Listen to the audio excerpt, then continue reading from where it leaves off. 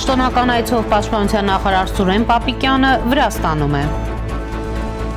Ալիևը հայտարարել է, որ Ադրբեջանի ու Հայաստանի միջև արդեն իսկ խաղաղություն է հաստատվել։ Ռուսաստանի Դաշնության անվտանգության խորհրդի նոր սպառնալիքը Հայաստանի Հանրապետությանը Եվրամիությանն անդամակցելու դեպքում Հայաստանը կարող է կորցնել իր հնայի շուրջ 23% հայտարարել Ռուսաստանի անվտանգության խորհրդի քարտուղարի տեղակալ Ալեքսեյ Շևցոյը։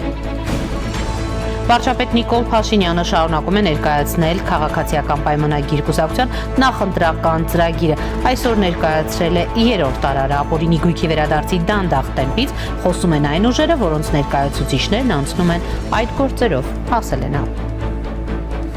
Նախընտրական կրքերը թեժ են, ապրելու երկիր է եւ ուժեղ Հայաստանը հուշագիր են ստորագրել, միավորելով իրենց ներուժը։ Հայաստանը ողջունում է Հայաստանի Հանրապետությունում Եվրամիության նոր քաղաքացիական առաքելություն տեղակայելու մասին Եվրամիության արտաքին հարաբերությունների խորհրդի որոշումը, այն կտեղակայվի 2 տարի ժամկետով։ Բարև ձեզ, դուք դիտում եք առաջին լրատվականը, ես Սիրանույշ Պատրյանն եմ։ Այսօր ապրիլի 22-ն է, չորեքշաբթի։ Ուղիղ եթերում քննարկում ենք անցնող ժամերի կարևորագույն իրադարձությունները։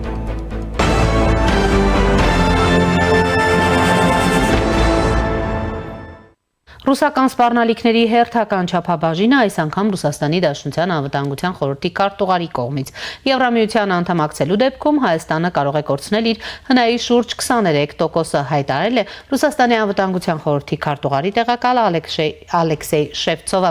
Ամենահամեստ ու պահպանողական հաշվարկներով Եվրամիությանը միանալը Հայաստանի համար կարժենա հնայի մոտ 23%-ը, աշխատաշուկայի զանգվածային կրճատումն ու գնաճի տեմպերի աճը կհանգեցնեն կենսամակարդակի զգալի անկման, ներքին սպառումը կնվազի ավելի քան 20%-ով։ Սպասում է նաև էներգակիրների գների թռիչքաձև աճ, ասել է Շևցովը։ Նա ընդգծել է, որ Եվրասիական տնտեսական միությանն անդամակցությունն ու անհամատեղելի են Եվրամիության հետ ասոցացման համաձայնագրի հետ։ Հայաստանը չի կարող միաժամանակ լինել երկու կառույցներում, ուստի ստիպված կլինի նախ դուրս գալ Եվրասիական տնտեսական միությունից։ ԵԱՏՄ-ից դուրս գալը նախ եւ առաջ կնշանակի արտահանման սահմանափակումների վերադարձ, ապրանքների ու ծառայությունների նկատմամբ միասնական պահանջների չեղարկում, մաքսային լիակատար վերահսկողության վերականգնում։ Բացի այդ, կվերացվի հայաստանցի միգրանտների համար գործող արտոնյալ ռեժիմը, իսկ բեռնափոխադրումների համար կսկսեն գործել ստանդարտ սակագներ, ասել է նա։ Շևցովի խոսքով այս սցենարի դեպքում գյուղատնտեսները ստիպված կլինեն իրացման նոր շուկաներ փնտրել, քանի որ մաքսատուրքերի պատճառով հայկական արտադրանքը կկորցնի իր մրցունակությունը։ Կավելանան բեռնափոխադրումների ծախսերը, կկրճատվեն ներդրումները եւ կդադարեցվեն էներգակիրների արտոնյալ մատակարարումները։ Շևցովի համոզմամբ ԵԱՏՄ-ից դուրս գալը Հայաստանի համար կհանգեցնի լուրջ տնտեսական անկման։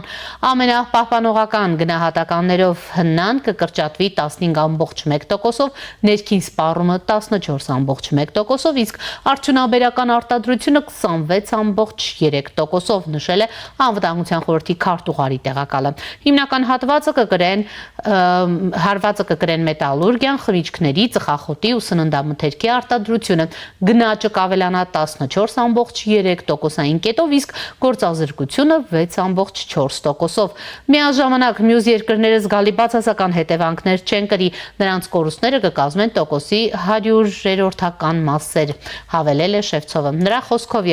Եվրամիությանն անդամակցելու դեպքում Հայաստանը ստիպված կլինի նաև իր օրենսդրությունն ու տնտեսությունը համապատասխանեցնել միության չափորոշիչներին, ապրանքները կբախվեն շուկայի քվոտավորմանն ու տեխնիկական կանոնակարգերին համապատասխանելու անհրաժեշտությանը, ինչն իր հերթին լրացուցիչ ներդրումներ կպահանջի։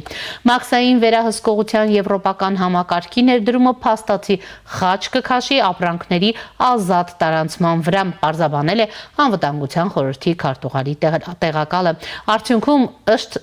Շևցովի երկրի հնան կարող է նվազել եւս 7.7%-ով, ներքին սպառումը 7.48%-ով, գնաճը կավելանա 8.3%-ային կետով, իսկ գործազրկությունը 4.1%-ով։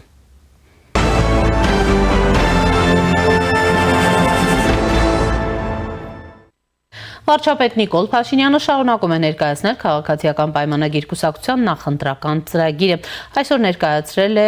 մաս 3-ը։ Նա նշել է, որ ծրագրի 67-րդ կետը վերաբերում է ապօրինի, այդ թվում կոռուպցիոն եղանակով ստացված ակտիվների վերադարձի գործընթացի շարունակականությանը, որը ներառելու է ապօրինի սեփականաշնորհած ու վարձակալության վերցված անտառների, լողափերի, զբոսայգիների ու պուրակների, ինչպես նաև կրթական հաստատությունների եւ այլ հանրային տարածքների վերադարձը համայնքներին եւ պետությանը, վերականգնված միջոցների միասնական հաշվեհամարի շարունակական համալրմանը, ապօրինի ծագում ունեցող անշարժ ու շարժական գույքերը հանրությանը վերադարձնելուն։ Սա վերաբերում է բարձրաստիճան պաշտոնյաների կողմից գույքի ապօրինի սեփականաշնորհմանը կամ վարձակալությանը։ Ես պարբերաբար ներկայացնում եմ այդ պրոցեսները։ Վճռաբեկ դատարանը արդեն ունի նախադեպային վճիռ, բազմաթիվ գույքեր վերադարձվել են։ Ես դրանք ներկայացնում եմ իմ Facebook-յան էջով, ասել է վարչապետը։ Ուզում եմ ընդգծել, որ քաղաքական ուժեր կան, ասում են սպասված ձևով պատշաճ ծավալներով չի իրականացվում գույքի վերադարձը։ Հետաքրքիրն այն է, որ այսպես խոսում են այն քաղաքական ուժերը, որոնց ներկայացուցիչներն անցնում են այս ապօրինի գույքի գործընթացով։ Նրանք այս խոսույթը փորձում են օգտագործել հանրության շրջանում հիասթափություն առաջացնելու համար, ասել է վարչապետը, արձանագրելով, որ այո, տեմպերի հետ կապված կան խնդիրներ։ Քաղաքական ուժեր կան, թե ասում են, պատշաճ ձևով սպասվող ծավալներով չի իրականացվում գույքի վերադարձը, հետաքրքիրն է նա, որ այսպես խոսում են այն քաղաքական ուժերը, որոնց ներկայացուցիչները հենց այս ապօրինի գույքի գործընթացով անցնում են, եւ նրանք այս խոսույթը փորձում են օգտագործել հանրության շրջանում հիասթափություն առաջացնելու համար։ Այո, տեմպերի հետ կապված մենք խնդիր ունենք, բայց դա նաև նրանից է, որ էլ եմ ասում, սիրելի ժողովուրդ, մենք մաֆիայի գույքն ենք իր ձեռից վերցնում, մենք մաֆիայի դեմ ենք պայքարում, եւ մաֆիայի դեմ պայքարը այդքան հեշտ չի, եւ ինչ այլոց մենք միակ քաղաքական ուժն ենք, որ շարունակում ենք, բոլոր այն քննադատողները, որ լավ չի իրականացնում պետական ապօրինի գույքի վերադարձը, իրենցից ոչ մեկը չի ասում, այ որ մենք գանք իշխանության, ավելի լավ դա կանենք, որովհետև իրենց 90%-ը հենց այս ապօրինի գույքի վերադարձի process-ի թիրախն են։ Այս նրբության վրա ուզում եմ շատ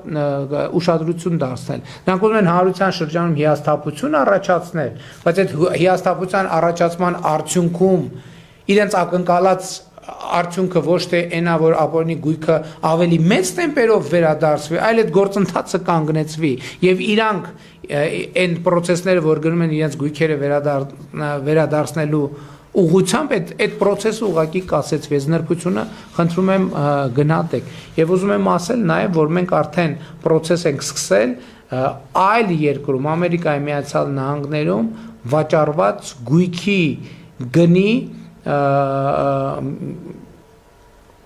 վերադարձի, փողի վերադարձի ուղղությամբ Հայաստանի Հանրապետության։ Խոսքը վերաբերվում է արդեն մամուլում եղել է, տեսել եք երևի, նախկին նախարար Գագիկ Խաչատրյանի Միացյալ Նահանգներում վաճառված գույքի գնի մի մեծ մասը բնականաբար վերադարձնելու, որովհետև Միացյալ Նահանգների կառավարությունը իր արած ծախսերն է պահելու եւ այնտեղ իրենք Խաչատրյանների ընտանիքի հետ հաշտություն են կնքել եւ մի որոշակի տոկոս թողնվելու է նրանց եւ գույքի մոտավորապես գնի մոտավորապես 70%-ը փոխանցվելու է Հայաստանի Հանրապետություն։ Վարչապետը նշել է, որ խոսքը մոտավորապես $20 միլիոն մասին է։ Փաշինյանը խոսել է 18 թվականից հետո ստեղծված աշխատատեղերից, նշելով, որ 18-ից ստեղծել են շուրջ 288,000 աշխատատեղ, առաջիկայում պլանավորում են տարեկան շուրջ 25,000 աշխատատեղ ստեղծել։ Վարչապետը խոսելով տնտեսական աճից նշել է, որ համախառն ներքին արդյունքի միջինում տարեկան 6%-ի աճ են պլանավորում։ Գիտեք, որ 2021-26 թվականների ծրագրում մենք խոստացել էինք տարեկան միջինում 7% տնտեսական աճ եւ մենք այդ ցուցանիշը ապահովել ենք ավելի քան 7%, 7.6% միջինում տնտեսական աճ ենք ապահովել եւ առաջիկա տարիներին մենք պլանավորում ենք առնվազն միջինում 6% աճ։ Ընդ որում, այստեղ մի նրբություն կա, աճի կառուցվածքը ճիշտ ըմբռնելու համար կարևոր է արձանագրել հետևյալը։ Ենթադրենք մենք 0-ից աճում ենք 7%, եկանք աճեցինք 7%, հաջորդ տարի այդ 7%-ի հաշվարկը արդեն տեղի է ունենում 7%-ից, այսինքն 7%-ն է դառնում հենման կետը, 7%-ի վրա էլի 7% կամ հաջորդի 6%, հաջորդը արդեն 2 տարվա 7%-ի վրա է հաշվարկվում հաջորդ 7%-ը եւ այդպես շարունակ, եւ նաեւ ուզում եմ արձանագրել, որ 2018 թվականից մինչև 2025 թվականը Հայաստանի իրական ՀՆԱ-ն աճել է 53%-ով, այսինքն մեր տնտեսությունը կիսով չափ 2018 թվականից ի վեր մեծացել է։ Ընդ որում սա իրական աճի մասին է, կա անվանական աճ, որի մեջ հաշվում է նաև գնաճի տրամաբանությունը, գնաճի հաշվարկը, բայց դա պարզ է գնաճը իրական աճ չի համարվում եւ մենք խոսում ենք իրական աճի մասին։ Հաջորդ կետը մեր արդյունաբերական արտադրանքի թողարկման ծավալների 50% ավելացում ներկայիս 3.3 տրիլիոն դրամից հասնելով մինչև 5 տրիլիոն դրամի։ Իհարկե մենք այստեղ նախատեսում ենք, որ մեր երկրում արդյունաբերությանը պետք է աջակցենք ամենատարբեր ծրագրերով, ինչև հիմա էլ աջակցել ենք եւ իհարկե մեր տնտեսական աճի մի որոշակի հատվածը արդյունաբերությունն է, այդ թվում մշակող արդյունաբերությունը։ Հաջորդը ՀՆԱ-ում ՓՄԶ-ների մասնաբաժնի աճ մինչև 40% 2024 թվականի 34.3%-ի համեմատ։ Մենք փոքր եւ միջին ձեռնարկություններին աջակցությունը պատկերացնում ենք նրանց մրցունակության եւ արդյունավետության եւ արդիականացման ճանապարհով։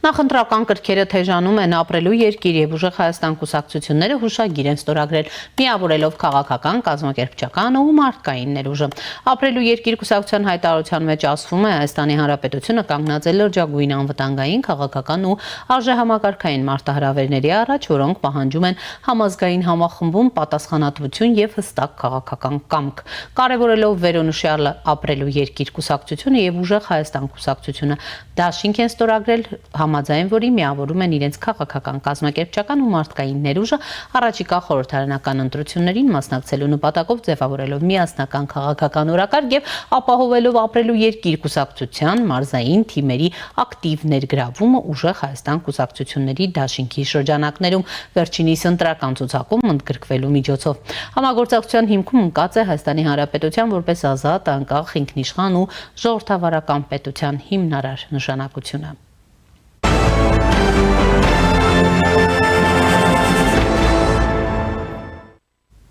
Հայաստանը ողջունում է Եվրամիության նոր քաղաքացիական առաքելություն տեղակայելու մասին Եվրամիության արտաքին հարաբերությունների խորհրդի որոշումը, որը նպատակ ունի աջակցել Հայաստանի ժողովրդավարական դիմակայունության ամրապնդմանը, խառնածին սպառնալիքների հասցեագրմանը, այդ թվում ապատեղեկատվության, կիբերհարձակումների եւ ապօրինի ֆինանսական հոսքերի դեմ պայքարի ուղղությամբ ջանքերին։ Հայաստանում Եվրամիության նոր քաղաքացիական առաքելությունը կտեղակայվի նախնական 2 տարի ժամկետով եւ իր գործունեությամբ կնպաստի վերոնշյալ ուղղություններով ինստիտուցիոնալ կարողությունների զարգացմանն ու ներկա մարտահրավերներին Հայաստանի հասարակության դիմակայունության ավելացմանը։ Երեկ Բրյուսելը հաստատեց Եվրամիության նոր առաքելությունը Հայաստանում, որը պետք է օգնի Երևանին պայքարել հիբրիդային սպառնալիքների, ընտրական գործընթացների, օտարերկրյա մանիպուլյացիաների, կիբերհարձակումների եւ անօրինական քաղաքական ֆինանսավորման դեմ։ Այն գործուղելու համար Հայաստանը Եվրամիությանը խնդրանքով դիմել էր դեռ նախորդ տարի դեկտեմբերին։ Բրյուսելում եւ Հայաստանում տեղի ունեցած քննարկումներից հետո դաշինքի դեսպանները անցյալ շաբաթ միաձայն կողմ քվեարկեցին առաքելությունը ստեղծելու առաջարկին։ Եվրամիության արտաքին հարաբերությունների ու անվտանգության քաղաքականության հարցերով բարձր ներկայացուցիչ Կայա Կալասը Եվրամիության արտաքին գործերի նախարարների հանդիպումից առաջ լրագրողների հետ զրույցում նշել էր, որ Ադրբեջանի ու Հայաստանի միջև հարաբերությունների կարգավորման գործընթացը չափազանց կարևոր է Եվրամիության համար։ Մենք քննարկելու ենք Հարավային Կովկասը մեզ համար Հայաստանն ու Ադրբեջանը, նրանց հարաբերությունների կարգավորումը չափազանց կարևոր են։ Մենք պատրաստվում ենք քննարկել Հայաստանի համար նոր առաքելության հարցը, ասել էր Կալասը։ Նա նշել էր, որ քննարկելու են ինչպես կարող են աշխատել Ադրբեջանի հետ, հետագայում նաև Վրաստանի հարցն են քննարկելու, շեշտելով, որ աջակցում են Վրաստանի ժողովրդին, սակայն կառավարությունը շարժվում է սխալ ուղղությամբ։ Առաքելությունը պետք է նաև գնահատի ինչ է անհրաժեշտ Հայաստանում անվտանգության ոլորտում կարողությունները զարգացնելու համար, որպեսզի երկիրն առավել արդյունավետ բացահայտի ու արձագանքի հիբրիդային սպառնալիքներին Եվրամիության մեթոդաբանությունների ու ստանդարտների համաձայն։ Նոր առաքելությունը կունենա 20-ից 30 ներկայացուցիչ, որոնք հիմնականում կաշխատեն Հայաստանի իշխանությունների հետ սերտ համագործակցությամբ եւ կաշխատեն մայրաքաղաք Երևանում։ Առաքելությունը նաև պատրաստվում է աջակցել Հայաստանի հետագա տեղական ինքնակառավարման մարմնի ընտրություններին ու խորհրդարանական ընտրություններից հետո հնարավոր սահմանադրական հանրակրվեին։ Առաքելությունը պետք է բարձրացնի Հայաստանի դիմադրողականությունը հիբրիդային սպառնալիքների նկատմամբ համապատասխան անվտանգության ոլորտի կառույցներին տրամադրելով ռազմավարական խորհրդատվություն, ինչպես նաև գործառնական մակարդակի աջակցություն կառավարության ընդհանուր մոտեցման համաձայն եւ համանման մտածողություն ունեցող այլ դերակատարների հետ սերտ համագործակցությամբ։ Փաստաթուղթն ընդգծում է, եթե Բրյուսելը չաջակցի Հայաստանին, Եվրամիությունը կկորցնի պատմական հնարավորությունը թույլ տալու տարածաշրջանային դերակատարներին ազատվել Մոսկվայի կրկից մի փուլում, երբ Ռուսաստանի դիրքերը տարածաշրջանում չափազանց թուլացած են։ Առաջինի տաղավարում զրուցելու եմ քաղաքագետ Հարություն Մկրտչյանի հետ։ Բարև ձեզ, պարոն Մկրտչյան։ Շնորհակալ եմ հրավերն ընդունելու համար։ Եվ այսպես, պարոն Մկրտչյան, նախ անդրադառնանք այսպես Ռուսաստանի Դաշնության կամ այսպես ասած արդեն այդ երկրի անվտանգության խորհրդի քարտուղարի տեղակալ Ալեքսեյ Շևցովի հերթական այսպես վերլուծությանը, սպառնալիքներին եւ ինչ է ասում նա, Եվրամիության անդամակցելու դեպքում Հայաստանը կարող է կորցնել իր հնայի շուրջ 23%, նաև թե ինչ է սպասվում այն գործարարներին, որոնք փոխադարձ ներդրումներ են անում Ռուսաստանի Դաշնությունում եւ այլն, բավականին հոռետեսական եւ այսպես մուգ գույներով ներկայացնելով իրավիճակը, ինչպես եք գնահատում, վարչապետն էլ հայտարարում է Եվրամիության այս փուլում չեն պատրաստվում անդամակցության հայտ ուղարկել, բայց Ռուսաստանի Դաշնությունում որևէ կերպ չեն հանգստանում, ինչու եւ այս սպառնալիքների հերթական չափաբաժինը ինչով եք պայմանավորում այս փուլում։ Շնորհակալ եմ կրկին անգամ հրավերի համար։ Սա Հայաստանի Հանրապետությունում 2026 թվականի հունիսի 7-ի ընտրություններից առաջ ընտրական պրոցեսների վրա որոշակի ազդեցություն ունենալու փորձ է առնվազն։ Սպառնալիքի գործադրմամբ Հայաստանի Հանրապետության քաղաքացիներին, իրենց սազանդարների միջոցով Հայաստանի Հանրապետության քաղաքացիներին ահաբեկեն եւ տնտեսական պատերազմով ըստ երևույթին սպառնան եւ վերջնարդյունքը տնտեսական պատերազմը լինի, որի արդյունքում Հայաստանի Հանրապետության տնտեսությունը ըստ իրենց կփլուզվի։ Ես մի առիթով չի որ ասել եմ, հիմա էլ պետքա կրկնեմ եւ ժողովրդական մեր ժողովրդի մեջ տարածված հայտնի ասացվածքը մոդելավորեմ տվյալ իրավիճակի վրա։ Սիրելի հայրենակիցներ եւ հարգելի Սիրանուշ, հաչան շունը միշտ չի որ կծանա։ Եվ սա հենց այդ դեպքերից մեկն է։ Տոկոսային հարաբերակցությամբ սա ավելի շատ նման է հաչան շան, այսպես վնգստոցների, քան բուն գործողության։ Եվ այս սպառնալիքները միանշանակ Հայաստանի Հանրապետությունում ընտրական պրոցեսների վրա ազդելու համար են։ Սազանդարները, գրպանային թեկնածուները, պրոռուսականները, ինչպես կասեր Պուտինը, օգտվում են իրավիճակից, Մոսկվայից հնչած ամեն այսպիսի հայտարարությունից հետո Հայաստանի Հանրապետության քաղաքացիներին ահաբեկում են, որ այ եթե Փաշինյանը չլինի, Փաշինյանը ընտրվի կրկին անգամ ձեռքվեով, Հայաստանի Հանրապետությանը սպասվում է տնտեսական պատերազմ։ Ինչպես իր այսպես վերլուծության մեջ Սամվել Կարապետյանն էր ուրեմն նույնիսկ ամիսը նշել, հա, հուլիսին, եթե հունիսի 7-ից հետո ընտրություններում հաղթի Նիկոլ Փաշինյանը, ապա հուլիսին տնտեսական պատերազմ է լինելու։ Կամ մայիսին Հայաստանի Հանրապետության քաղաքացիներին փորձեն հնարավոր այն փոքրիկ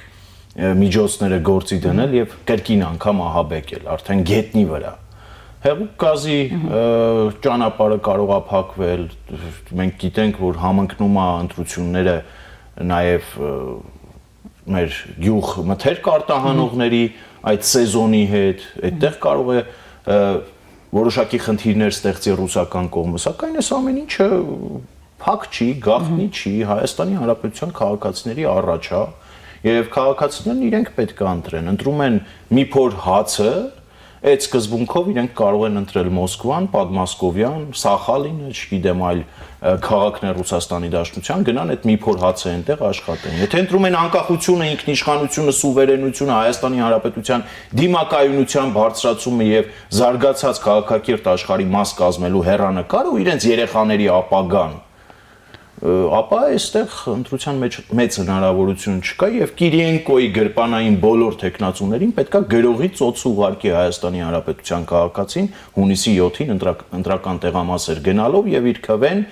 որևէ պարագայում Կիրիենկոյի գրպանի տեխնացուներին չտալով։ Շևցովը նաև անդրադարձել է փաստորեն երկաթուղու հարցին, փաստորեն նա նշում է, որ երկաթուղու կոնցենսիայի փոխանցման մասին Երևանից հնչող հայտարարություններ կամ Երևանի հայտարարությունները մեծ հաշվով շատ տարօրինակ են Ռուսաստանի Դաշնության համար։ Գիտենք Հայաստանը ինչ էր առաջարկում երրորդ երկրին փոխանցել այն, բայց փաստորեն այս մասով էլ կարծում եք մինչև ընտրություններ որևէ փոփոխություն չի լինելու։ Ես կարծում եմ այո, այստեղ էլ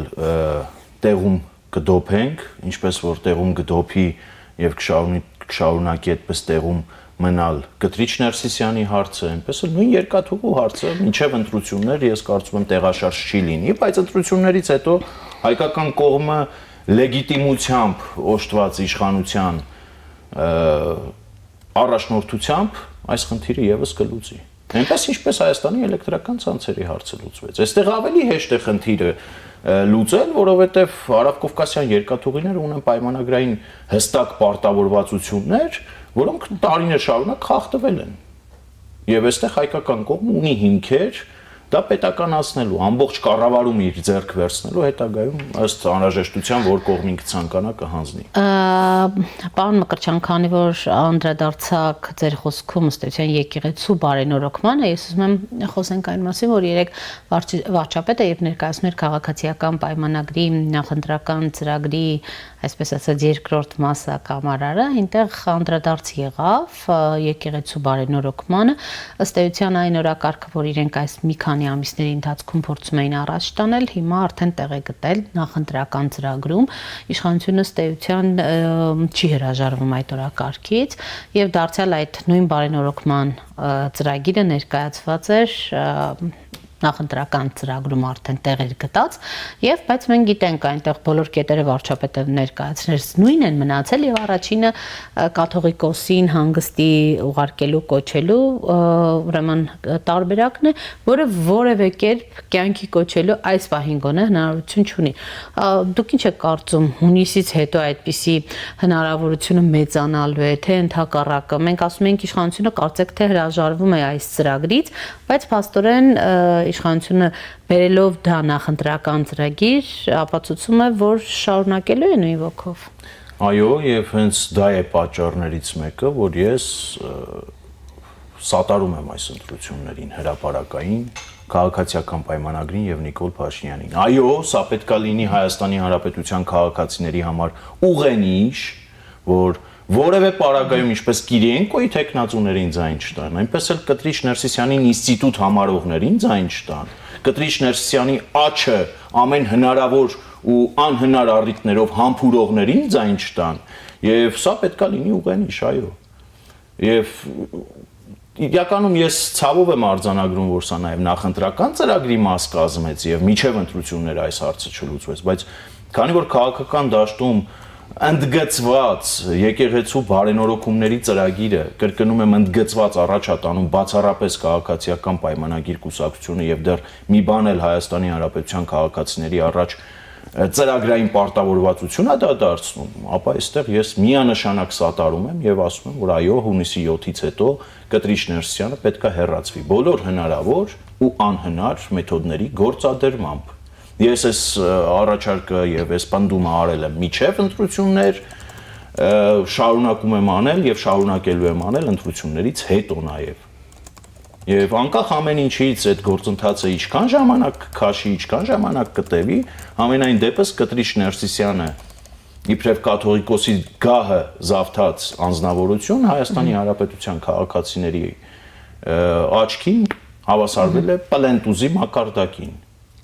Եվ նա կորցրել է լեգիտիմությունը, եթե այդպիսին առհասարակ ունեցել է, հաշվի առնելով կանոնագիր կայոցը, հաշվի առնելով նրա խախտած կանոնները, փոռնկությունը, շնությունը եւ այլն։ Ձեր գնահատմամբ ի՞նչն էր խանգարում, օրինակ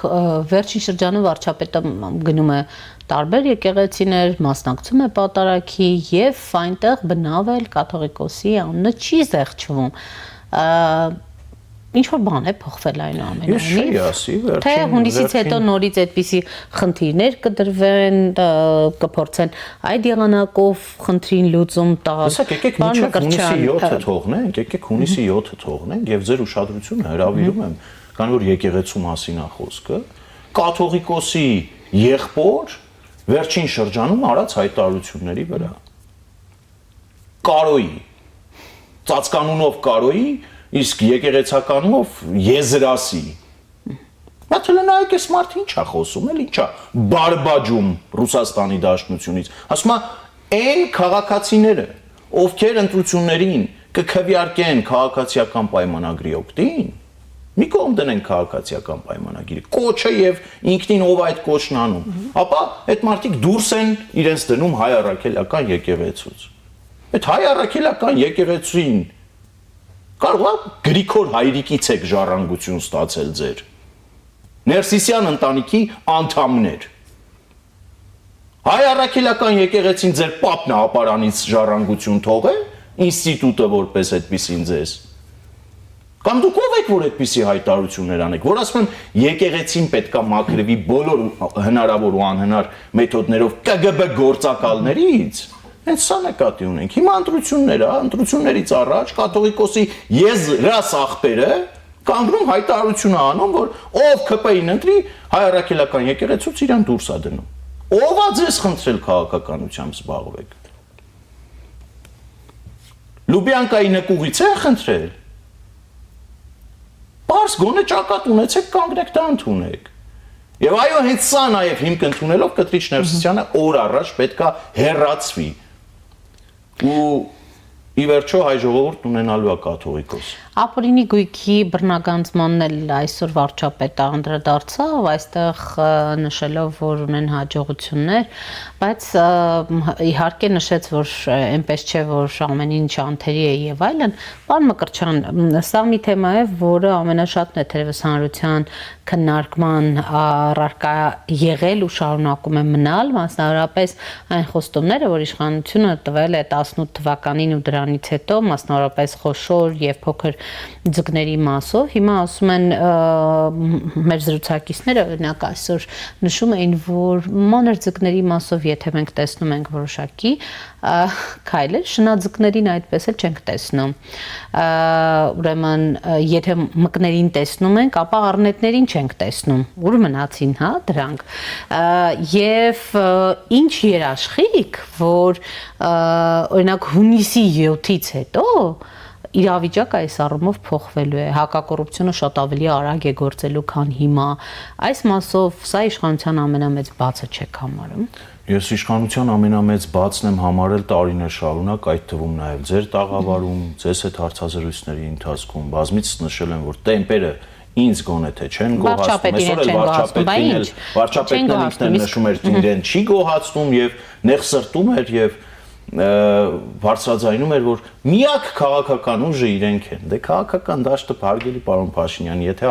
առողջացնեիք, օրենսդրական դաշտ ստեղծեիք, Մոլդովայի օրինակով մի քանի այդպիսի շնաձկների չթողնեիք ընտրությունների մասնակցեին, քաղաքական դաշտը վստահաբար կառողջանար, վստահաբար ավելի պլոճիկով տղերք կգային, որ կասեին ձկների հարցը առաջին этаպում եւ ամենաարագ տեմպերով է պետք լուծել եւ վստահաբար դուք այդտեղ ձեզ մենակ չէիք զգա։ Էլի մենակ չեք, էլի Հայաստանի Հանրապետության քաղաքացիները, քանի որ դուք եք ձեր իշխանական դիրքերից այդ օրակարգը առաջ քաշում, էլի Հայաստանի Հանրապետության քաղաքացիները, այդ թվում նաեւ ես, քաղաքացիների թվում սատարում ենք ձեր օրակարգը, բայց տեմպերը կրկնում եմ չեն չեն գոհացնում, տեմպերը չեն գոհացնում եւ խորհրդարանում օրենսդրական հիմնականում աշխատանք չտարվեց այս ընթացքում։ Եկեք հիմա խոսվում ընտրությունների մասին, չէ՞։ Քաղաքացիական պայմանագիրը ձևավորել է ցուցակը։ Եկեք մի հատ նայենք ցուցակում հայտնված մոտավոր անցողիկ տեղերում հայտնված падգամավորները, գործող падգամավորները ինչ արդյունավետություն են ունեցել նախորդ 5 տարիների ընթացքում։ Այդտեղից էլ մեր հույսը կապենք, բայց միակ հույսը շարունակում ամնալ հույսը շարունակում ամնալ Նիկոլ Փաշինյանը եւ մի քանի բարձր պաշտոնյաներ Նիկոլ Փաշինյանի կողքին եւ Հայաստանի Հանրապետության քաղաքացիները դրա վրա են ապավինում։ Եվ սա թող գիտակցեն նաեւ քաղաքացիական պայմանագրի միջին եւ ստորին, գուցե նաեւ վերին որոշ շրջանակներ եւ օղակներ, որ Նիկոլ Փաշինյանը չլինի Դե ձեզ կհակադարձենք ասեն բայ այդ քվեները, որ ստացել ենք, դա չի խոշոր բացի են, որ կան շնաձկներ, այստեղ շատ կենթանի առնետներ, այստեղ կան սկյուրիկներ, այստեղ կան հանքատերեր, այստեղ կան մի փոքր Փաշինյանական իշխանության դեմ չգործող, առանձին դեպքերում Փաշինյանի կողքին իբրև թե ուսուսի գործող, իմիտացիա գոնե թե այդպիսի ստեղծող շրջանակներ, որոնք եւս պետքա պատասխանեն։ Կներեք, այդ ում պապուց էիք ժառանգություն ստացել այդ գործարանները, բիզնեսները, այդ միայն շնաձկներին չի վերաբերվում։ Դա բոլորին է վերաբերվում։ Այն մարդկանց, ովքեր ունեն ապօրինի գույք, անկախ նրանից իրանք եվրոպամետ են, ռուսամետ են, Ղազախամետ են, թե բելարուսամետ են, կապ չունի, պետք է իրանց տաներին էլ հասնի եւ այդ հույսով է, որ ես կոչ եմ անում Հայաստանի Հանրապետության քաղաքացիներին Փաշինյանի այդ օրակարգը եւս մեկ անգամ, եւս մեկ 5 տարով սպասարկել, որովհետեւ հենց ինքն է նշում, չկա այլ շրջանակ, այլ ուժ, կարող ուժ, որ իր փոխարեն դա անի։ Դաշտը չի առողջացվել, գնում ենք ընտրությունների բելարուսամետի հետ, գնում ենք ընտրությունների ռուսամետի հետ, գնում ենք ընտրությունների նախկին նախագահ կոչերն էլ մեծ մեղք, նախկին նախագահի առաջնորդությամբ ու այստեղ մեծ ընտրություն ունի Հայաստանի Հանրապետության քաղաքացին։ Աշխատանք տարվել է։ Չնկատել այդ աշխատանքը քաղաքական առումով եւ ժողովրդական խոսակցական լեզվից մեջբերում եւ մոդելավորում կիրառելով դա առնվազն շանտեղություն կլինի,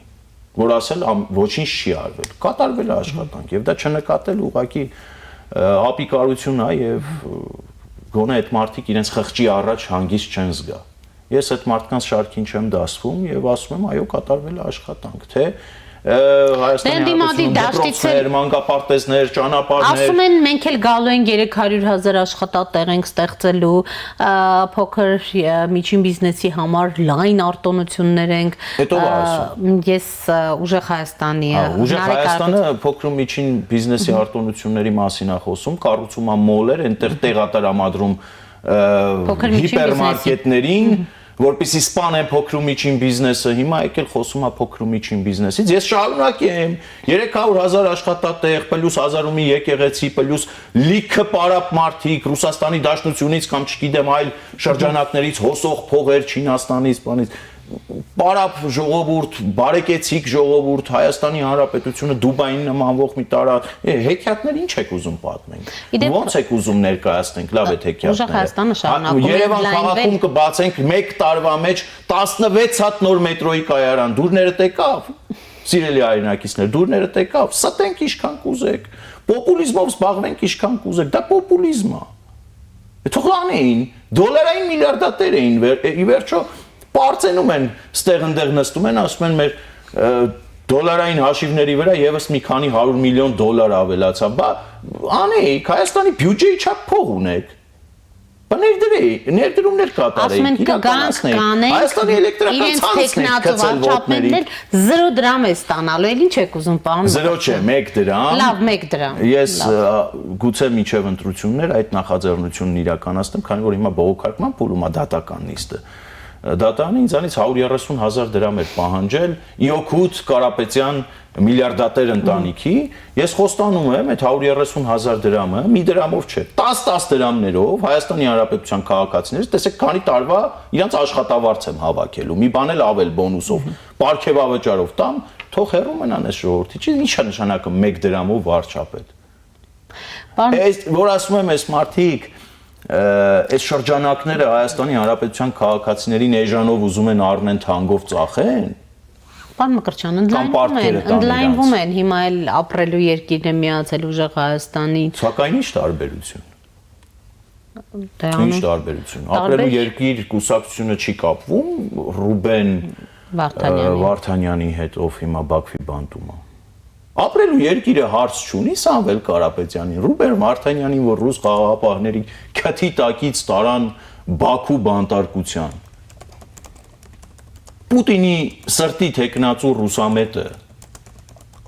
քանի միջնորդական քայլ իրականացրեց, որպեսզի Ռուբեն Վարդանյանին Բաքվի բանտի ճիրաններից ազատի։ Պուտինի միջնորդությամբ։ Պետք չի, այստեղ Փաշինյանին մի խառնեք։ Ուրիշ է, դուք ինչ կապ ունեք Հայաստանի Հանրապետության հետ, Փաշինյանի հետ, հայ ժողովրդի հետ։ Այն որ Ռուսաստանի Դաշնությունից միջին վիճակագրական ռուսի նման 44 օրյա պատերազմի օրերին կանգնում ու կողմերին կոչ էի կանում, հիմա էլ հարց եմ հնչեցնում, կողմերին կոչ անող։ Քանի անգամ ես Ռուսաստանի Դաշնության նախագահի կամ նախագահին մոտ կամ գուցե Կալուգայի այսպես գուբերնատորի մոտ այդ հարցը բարձրացրել, որպեսզի այդ խողովակներով հասնի Պուտինին կամ Պուտինի մերձավոր շրջապատին, փորձ կատարվել, հա։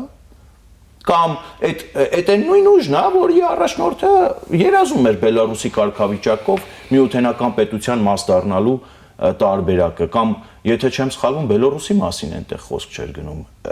Թաթարստանի մասին էր խոսք գնում, 1000 ներողություն, ավելի բան, ավելի հետաքրքիր։ Թաթարստանի կարգավիճակ երազողը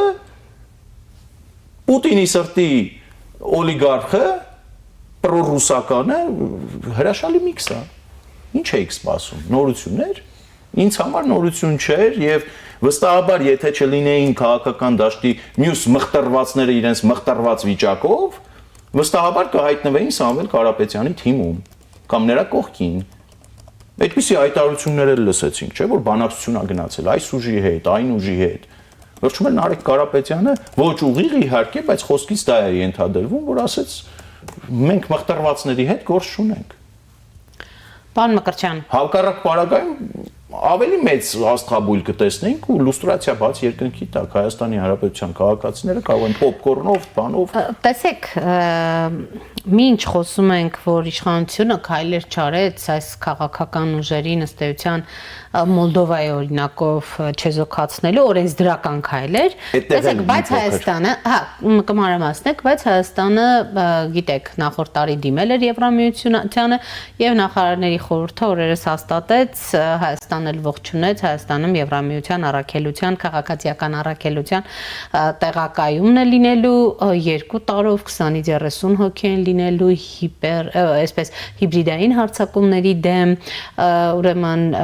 պայքարի գործիքներին են ծանոթացնելու, օգնելու են պայքարել այդ ամենի դեմ։ Ընդհանրապես ինչպես է սա գնահատում այս առաքելության Հայաստանում ներկա գտնվելը արդյոք իրավիճակի վրա ազդեցություն ունենալու այս նախընտրական գործընթացների, երբ մենք նույն ամենօրյա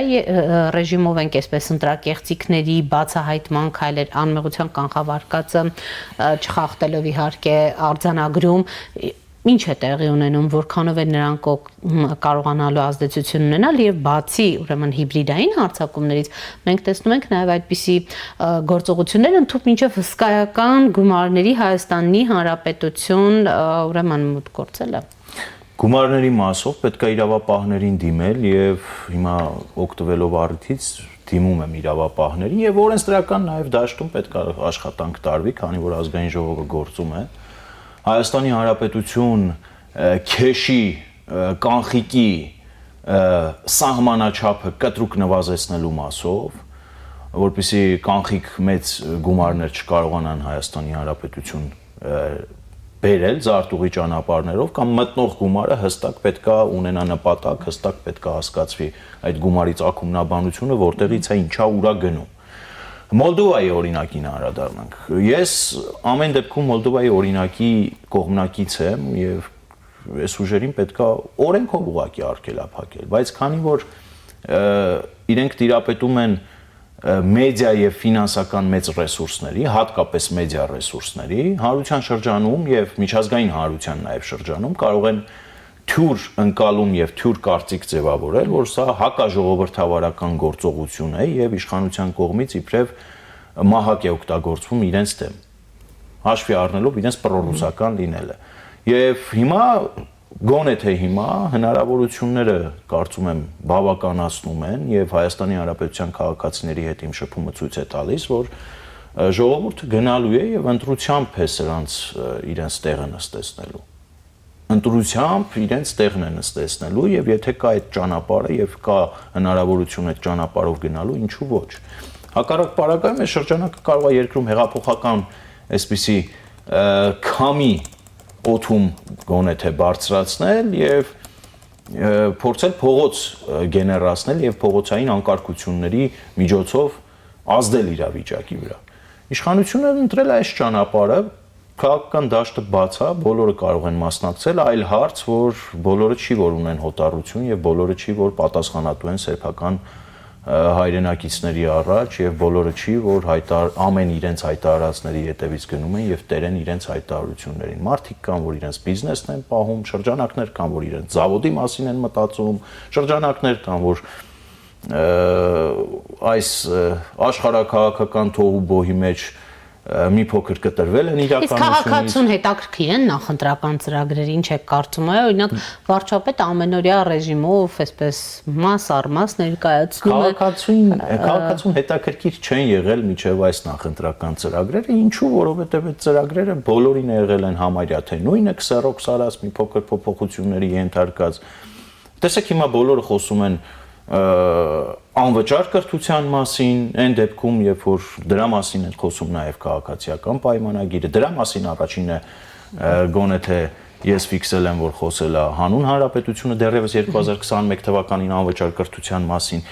բայց ունենք այն ինչ ունենք։ Իհարկե ծրագիրը հետաքրքրում է այն ուժի շուրթերից լսել, որը որ գոնե թե իր ստանձնած, նախկինում ստանձնած պարտավորվածությունների 30%-ը կատարել է, գոնե թե 30%-ը։ Հայաստան դաշինքը օրինակ ուներ, չէ՞ ծրագիր։ Այդ ծրագիրը հիշում եք ինչ էր։ Միջև քոքը մաշացնել ծուրբենով, չգիտեմ, օրվա իշխանություններին էլ տուն ճանապարհել։ Ձախողել այդ ծրագիրը ամբողջությամբ 100%-ով ձախողվել է, իհարկե ձախողվել է։ Այդ շրջանում ինչ է էփել։ Էփել բառի բուն իմաստով Հայաստանի Հանրապետության քաղաքացիների ականջի տակ Ղարաբաղցիների վերադարձ։ Քանիսն է խոսում Ղարաբաղի մասին, քանիսն է խոսում Ղարաբաղցիների վերադարձի մասին։ Բա խոսացեք ինչի չեք խոսում։ Բա ընտրությունա ձեր նախընտրական ծրագրի դրույթ դարձրեք, որ ժողովուրդը հետո չասեմ ինչ անի, գրողից օսն ուղարկի լավ։ Վարչապետը օրինակ ասում է դերագլուխ ուժը իր խոսքն եմ ասում, եթե ընտրվի, փաստորեն նպատակը Ղարաբաղյան շարժման շարունակությունն է, այս երագլուխ ուժի համամիտ եք արդյոք։ Ոչ։ Գուցե շարունակի մի պարագայում, եթե Լուբյանկայից նման հրահանգ լինի։ Այսինքն եթե Ռուսաստանի Դաշնությունը կրկին տարածաշրջանում, եթե Ռուսաստանի Դաշնությունը տարածաշրջանում կրկին հարատև պատերազմի քաղաքականությունը վարի, որպեսզի կողմերի վրա այսպես կառավարելիության ռիչագներ ունենա, այսպես ասած, ապա միանշանակ այս մարդիկ կլինեն այդ գործիքը, հերձիքը պատերազմի, ինչի՞ չէ, ոչ խելք ունեն, ոչ մեղք, ինչի կասկածում եք, որ կտանեն պատերազմի։ Մենակ այդ հերիքա, ոչ խելք ունեն, ոչ մեղք։ Կարծում եք ամեն ինչ այսպես հրահանգավորված, ինչ հրահանգ գալիս է Կրեմլից, դա էլ իրականացնում են։ Իրենք նույնիսկ ռուսամետ ուժ իրենց չեն համարում։ Բա ինչ են համարում։ Ասում են իրենք հայամետ ուժեր են, Հայաստանն է իրենց կենտրոնում։ Ոնց է դա դրսևորվել։ Հայամետ ուժերի եկել են հայրենիքը փրկելու։ Չէ, պետք է հասկանանք ոնց է դա դրսևորվել։ Ես ասացի, չէ, 44 օրյայի օրերին այս մարդը միջին վիճակագրական Վասյայի նման այնտեղից ասում էր կողմերին կոչ եմ անում դադարեցնել ու նստել բանակցությունների սեղանի շուրջ։ Ուրիշ ո՞նց է դա արտահայտվել, կարելի է իմանալ, տաշիր պիցա սարքելով, Rio Mall սարքելով, Հայաստանի էլեկտրական ցանցերը գրփել չրփելով։ Ո՞նց։ Տղաները բանակում չծառայելով, տղաների բանակ չուղարկելով, ո՞նց էլի մի հատ հասկանանք։ Բայց մյուս Բելարուսամետն ինչ է ասում։ Ո՞նց է դա արտահայտվում։ Տարիներ շարունակ սելիտրա ու կարտոշկի սերն ժողովրդի առաջ շպրտելով։ Ո՞նց է դա դրսևորվել, էլի մի հատ հասկանանք։ Հա հարուստ են, հասկացանք։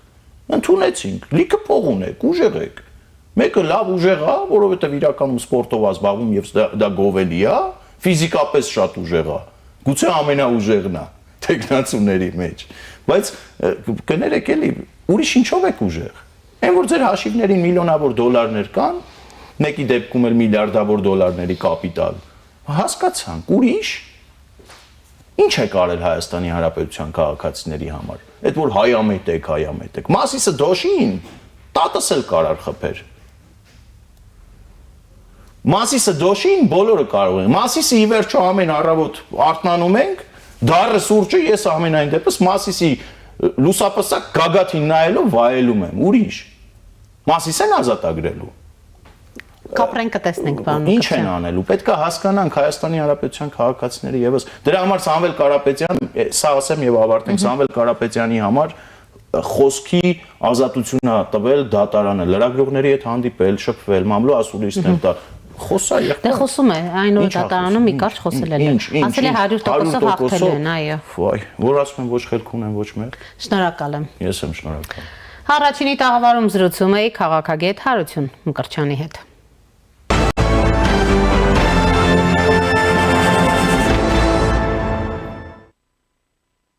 Հայաստանի պաշտպանության նախարար Սուրեն Պապիկյանը պաշտոնական այցով Վրաստանում է այսօր Վրաստանի պաշտպանության նախարարությունում տեղի է ունեցել Հայաստանի պաշտպանության նախարար Պապիկյանի դիմավորման հանդիսավոր արարողությունը զինվորական նվագախմբի եւ պատվո պահակախմբի մասնակցությամբ հնչել են երկու երկրների պետական օրհներգերը։ Պապիկյանի վերջին պաշտոնական այցը Վրաստան եղել է 24 թվականի սեպտեմբերի 1-ին, 25 թվականի հոկտեմբերին Վրաստանի պաշտպանության նախարարներ Երևանում։ Այսպիսով Հայաստան-Վրաստան ռազմական շփումները պարբերական են, բայց ոչ շատ հաճախակի, բայց կապը պահպանվում է նաև փոխադարձ այցերով։ 24 թվականի հունվարին Վրաստանի եւ Հայաստանի միջև ռազմավարական գործընկերություն հաստատելու մասին համատեղ հռչակագիր ստորագրվեց։ Այսօրվա ձեռքբերումը վերջին մի քանի տարիների մեր համատեղ ջանքերի ու աշխատանքի արդյունք է եւ արտացոլում է մեր ընդհանրություններն ու մեր նպատակասլացությունը։ Այնուամենայնիվ այս նվաճումը եւս մեկ անգամ ընդգծում է մեր ջանքերը բազմապատկելու եւ ձեռք բերածով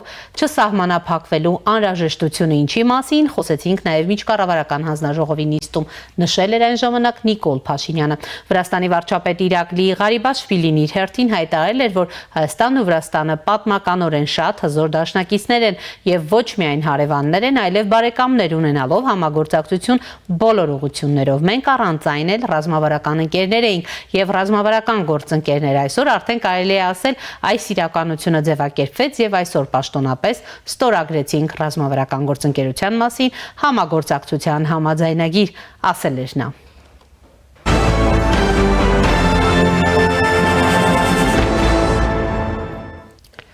Ադրբեջանի նախագահ Իլհամ Ալիևը Լատվիայի նախագահ Էդգար Սրինկևիչին տեղեկացրել է Ադրբեջանի եւ Հայաստանի միջև խաղաղության գործընթացի ընթացքի մասին։ Ադրբեջանական լրատվամիջոցների հաղորդմամբ Ալիևը նշել է, որ Ադրբեջանի եւ Հայաստանի միջև արդեն իսկ խաղաղություն է հաստատվել եւ որ անցյալ տարի երկու երկրների ղեկավարները հրավիրվել են Սպիտակ տուն, որտեղ ստորագրել են համատեղ հռչակագիր, որը նախաստորագրվել է արտաքին գործերի նախարարների կողմից։ Այդ ժամանակից Սպիտակ տանը համատեղ հռչակագրի ստորագրումից ի վեր մեծ առաջընթաց է գրանցվել։ Առևտուրը տեղի է ունենում, մասնավորապես վառելիքային արտադրանք է սկսել արտահանվել Ադրբեջանից Հայաստան, ասել է Ալիևը, նշելով, որ Ադրբեջանի եւ Հայաստանի քաղաքացիական հասարակության ներկայացուցիչների միջև փոխադարձ այցելություններ եւ հանդիպումներ են տեղի ունենում։ Ալիևն ընդգծել է, որ դա նպաստում է նորմալ միջավայրի ստեղծմանը։ Կարճատև դադար է մեր եթերում։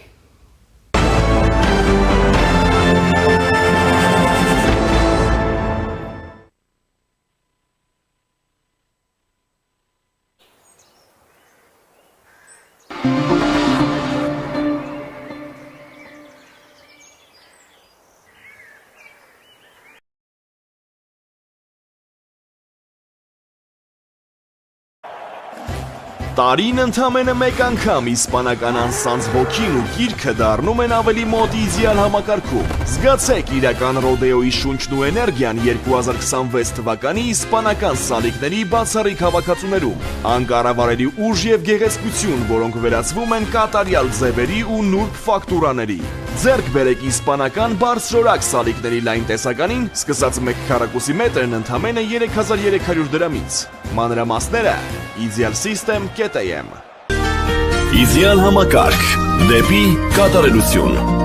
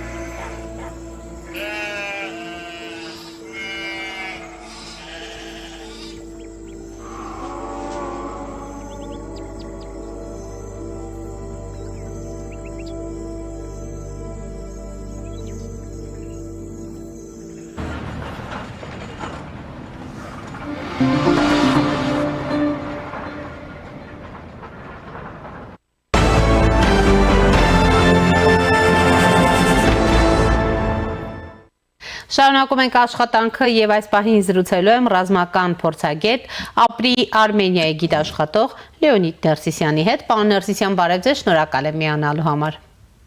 Արև ձեզ, շնորհակալություն։ Եվ այսպես Պաշտպանության նախարար Սուրեն Պապիկյանը պաշտոնական այցով գտնվում է Վրաստանում։ Պարոն Ներսիսյան, իհարկե տեղեկատվությունը դեռ շատ չէ, բայց հարց է առաջանում ինչ ակնկալիքներ կարող ենք ունենալ այս այցից, ինչպես կարող են զարգանալ հայ-վրացական ռազմատեխնիկական, ինչպես կարող է զարգանալ հայ-վրացական ռազմատեխնիկական համագործակցությունը այս փուլում։ Մենք հիշում ենք 2 տարի առաջ այդ երկրի հետ ռազմավարական համագործակցության հուշագիր ստորագրեցինք, հիմա այս այցերը նախորդ տարի էլ նրանց պաշտպանության նախարարներ Հայաստանի Հանրապետությունում գտնվում, բացի այսպես պաշտոնական հաղորդագրությունից, մենք առհասարակ ինչ կարող ենք ակնկալել Վրաստանի հետ այսպեսի ուրեմն փոխայցերից եւ համագործակցությունից, համեցեք։ Գոնե մինչև այսօր ունեցել ենք բավականին սահմանափակ հարաբերություններ ռազմական ոլորտում Վրաստանի հետ, դա տարբեր գործոնների հետ է կապված եղել, առաջի հերթին երևի պետք է նշել, որ Վրաստանը ավելի մոտ է եղել Ադրբեջանի հետ այդ ոլորտում եւ բացի, ասենք ասենք, գործընկերական հարաբերությունների պակասից մենք նաև ունեցել ենք դրվագներ, երբ որ Վրաստանը հենց Ադրբեջանին շատ մոտ դիրքավորվել է, օրինակ 2020 թվականի պատերազմի ժամանակ, երբ որ պատերազմի ժամանակ դե ֆակտո բլոկադայի ենթարկվում էր մենակ Հայաստանը, ռազմական ապրանքի ներկրման տեսակետից նկատի ունեմ, բայց հիմա երևի այս նաև հայ-ադրբեջանական հարաբերությունների մեջ որոշ դեեսկալացիայի հետ կապված, այստեղ մի քիչ ավելի շատ հնարավորություններ կարող են բացվել ու այստեղ քանի որ հարևան պետություններ են, կարծում եմ, որ ինչ-որ օրինակ կարելի է կրթական մակարդակում ինչ-որ ծրագրեր ունենալ համատեղ գոնե սահմանափակ կամ օրինակ ինչ-որ վարժություններ իրար հետ, բանակները իրար հետ կազմակերպեն զորավարժություններ փոքր մասշտաբի, եթե խոսենք հենց ռազմատեխնիկական թեմատիկայից, այստեղ մենք դեռ գոնե չենք ունեցել որևէ դրվագ հայտնի չէ, որ արկ ու վաճառք որևէ կողմը մյուսին անի, բայց այստեղ էլ կարծում եմ կարելի է փորձել իրավիճակը փոփոխել, բնականաբար մեր երկու պետություններ նենց չի, որ ռազմատեխնիկական արտադրության առաջատար պետություններից են, բայց օրինակ Հայաստանում այսօր արդեն կան ընկերություններ եւ պրոդուկտներ, որոնք օրինակ Վրաստանի բանակին կարող են լինել հետաքրքիր։ Մայիսի 28-ին հետաքրքիր է, որ մայիսի 28-ին սպառազինություններ կցուցադրենք, օրերս հայտարարեց վարչապետը ու նշեց, որ դա ոչ այնքան զորահանդես է լինելու, որքան հաշվետվություն։ Պարոն Ներսիսյան, ինչ սպասել։ Այդ տեսեք, վերջին տարիներին անընդհատ տարբեր ռազմական փորձագետներ մեր տաղավարում օրինակ խոսել են բանակի արդիականացման անհրաժեշտության մասին, բանակը զինելու անհրաժեշտության մասին։ Հիմա հաշվետվությունը ուրեմն այսպես բոլորի մոտ զարմանք է առաջացնելու, ինչ է ձեզ հայտնի, այսինքն այնպիսի աշխատանք է կատարվել, որը ուրեմն ցուցադրվելու է եւ Հայաստանի քաղաքացիների ուրեմն սպասելիքներն արդարացնի, որովհետեւ գիտենք 20 թվականի պատերազմից հետո շատերն էին նշում, որ բանակի մեջքը ողնաշարը ջարդվել է։ Կարծում եմ, որ գոնե ամենակիչը 50%-ը նրա ինչ որ ցուցադրվելու է, հայտնի է գոնե տարբեր մեդիաներից, մեծ մասամբ այլ պետությունների, հնդկական, ֆրանսիական, օրինակ, բայց նաև հնարավոր է, որ ցուցադրվեն որոշ զինատեսակներ, որոնց մասին դեռ բաց տվյալ չի եղել, կտեսնենք ամսի 28-ին հնարավոր է, որ նաև որոշ սուրպրիզներ լինեն։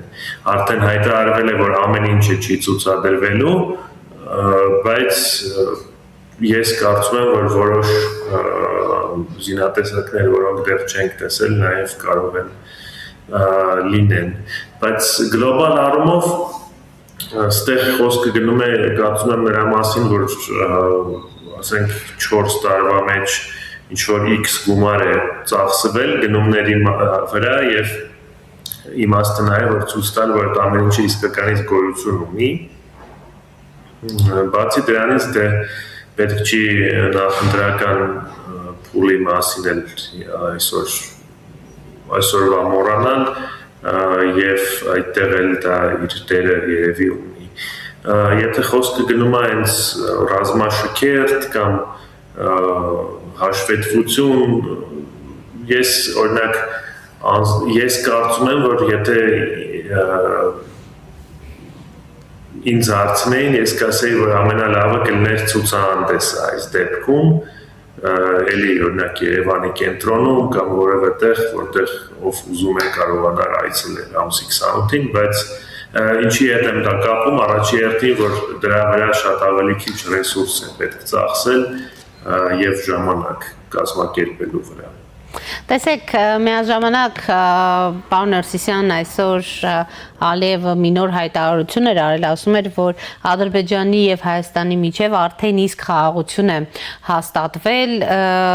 սա ինչպես եք գնահատում, ըստ էության կարևորելով օգոստոսին ձեռք բերված ուրեմն պայմանավորվածությունը, այդ փաստաթղթի կարևորությունը, նա նաև նշում է, որ արդեն իսկ այդ ուրեմն խաղաղությունը հաստատվել է, դուք առհասարակ ինչպես եք ուրեմն սա գնահատում և գիտենք, որ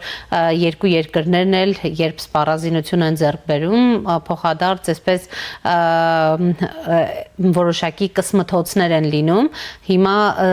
ձեր գնահատմամբ, որքանով ունենք այդ խաղաղությունը, որքանով է անկեղծ Ալիևը իր այս հայտարարություններում, երբ մի կողմից խոսում է, որ այդ խաղաղությունը հաստատված է, տնտեսական կապերն են, վառելիքն է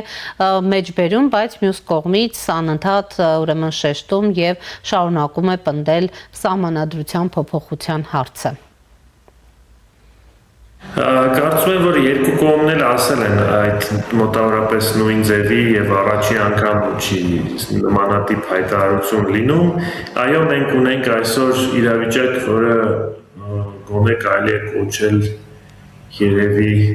ոչ պատերազմ, ոչ խաղաղություն կամ մի քիչ ավելի մոտ խաղաղությանը, բայց եթե խաղաղությունը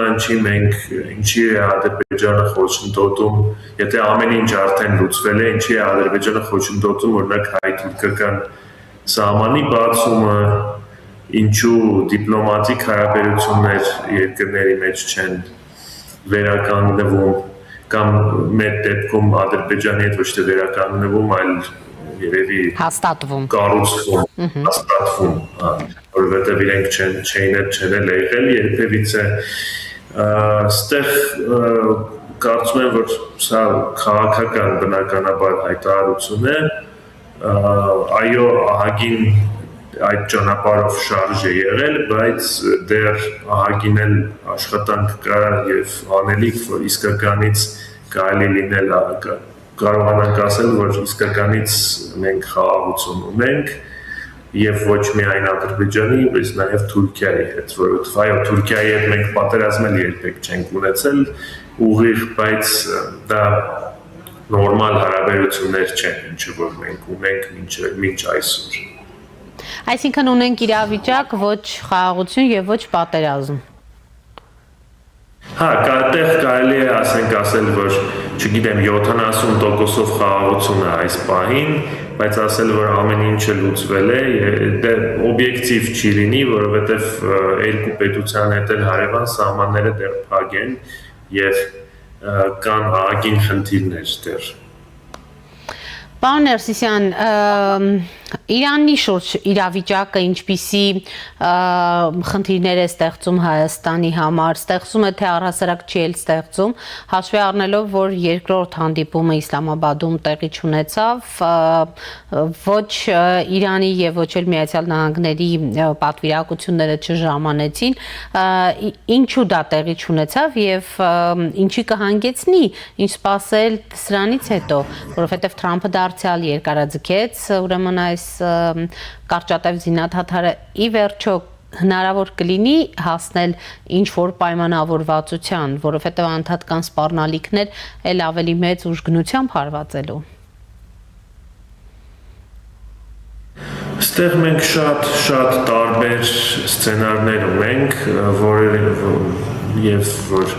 կլինի հանդիպում, օրինակ մյուսը երկու շաբաթվա մեջ կողմերը մեկը կհանդիպեն, բայց բավականին մեծ հավանականություն կա, որ հանդիպեն էլ չեն պայմանավորվի, որտեղ բավականին ծայրահեղ դիրքորոշումներ ունեն, հատկապես միջուկային ծրագրի շուրջ եւ նույն ժամանակ կա սցենար, որտեղ էլի էսկալացիա կարող է լինել, նաև կա սցենար, որտեղ կողմերը չեն պայմանավորվի, բայց էսկալացիա մեկը չի լինի, որովհետև օրինակ Իրանի այդ պատերազմը ԱՄՆ-ում դա բավականին ցածր պոպուլարության գործողություն է եւ ռեյտինգը Տրամփի ընկնում է, ինչքան ավելի այդ տարածաշրջանում էսկալացիան երկարում է, Ստեղ կարող է լինել սցենար, որտեղ հիմա պատերազմ չկա, բայց կես տարուց կամ մի տարուց էլի է լինում ինչ-որ մի բան, ինչ ձևի սցենար ասես կարելի է ստեղ տեսնել եւ կարծում եմ, որ կողմերն էլ չեն պատկերացնում 100%-ով թե ինչով այս ամեն ինչը վերջանալու։ Հայաստանի պարագայում բնականաբար մեզ հետաքրքիր չի, որ երկար պատերազմ տեղ լինի, տարբեր պատճառներով մենք ունենք սահման Իրանի հետ, տնտեսական հարաբերություններ, լոգիստիկա եւ նաեւ նավթամթերքի եւ նավթի գների աճը Հայաստանին ձեռնտու չի, որովհետեւ նավթ արտահանող չի Հայաստանը։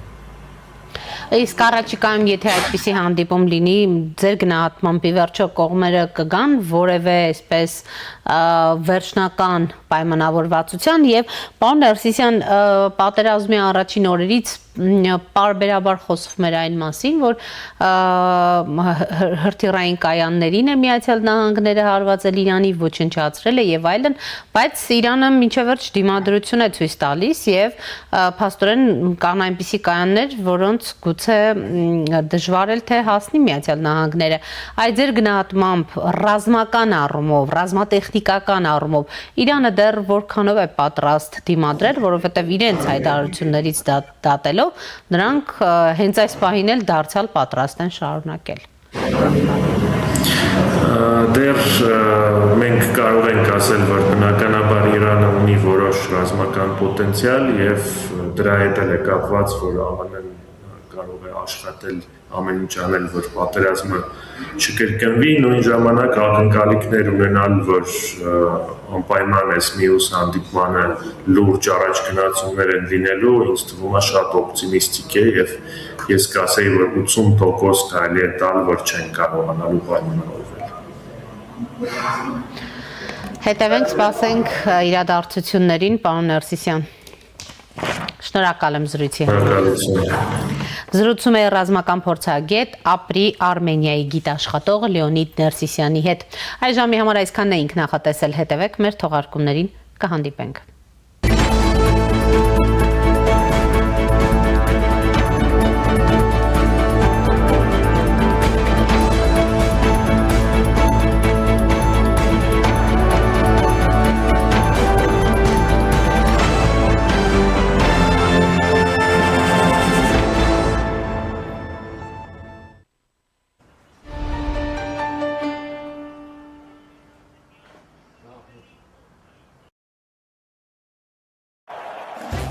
Տարին ընդամենը մեկ անգամ իսպանական անսանձ ոգին ու գիրքը դառնում են ավելի մոտ իդեալ համակարգում։ Զգացեք իրական ռոդեոյի շունչն ու էներգիան 2026 թվականի իսպանական սալիկների բացառիկ հավաքածուներում։ Անկառավարելի ուժ եւ գեղեցկություն, որոնք վերածվում են կատարյալ ձևերի ու նուրբ ֆակտուրաների։ Ձեռք բերեք իսպանական բարձրորակ սալիկների լայն տեսականին, սկսած 1 քառակուսի մետրն ընդամենը 3300 դրամից։ Մանրամասները idealsystem.am Իդեալ համակարգ դեպի կատարելություն։